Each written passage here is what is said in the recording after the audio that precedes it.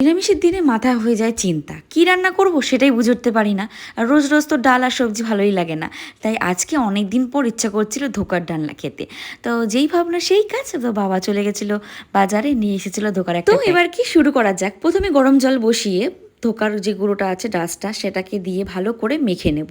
হাত দিয়ে আমি মেখে নিয়েছিলাম, একটু শক্ত মতন ডুয়ো আকারে তৈরি করে নিয়েছিলাম। এবার একটা প্লেটে তেল দিয়ে সেই ডুয়োটাকে ভালো করে চেপে চেপে বসিয়ে দিয়েছিলাম, যাতে ভালো মতন উঠে আসে।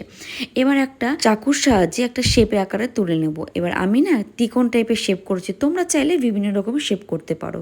এইদিকে দেখো আমি আস্তে আস্তে করে এক চামচের সাহায্যে সে পিসগুলোকে তুলে নিচ্ছি। একদম হালকাভাবে তুলবে যাতে ভেঙে না যায়। এবার কড়াইতে তেল দিয়ে দিয়েছিলাম, সাদা তেল। এবার ধোকা যে পিসগুলো করেছিলাম সেইগুলো এখন লাল লাল করে ভেজে তুলে নেব। এদিকে দেখো ধোকার পিসগুলো লাল লাল হয়ে গেছে, এবার তুলে নেব।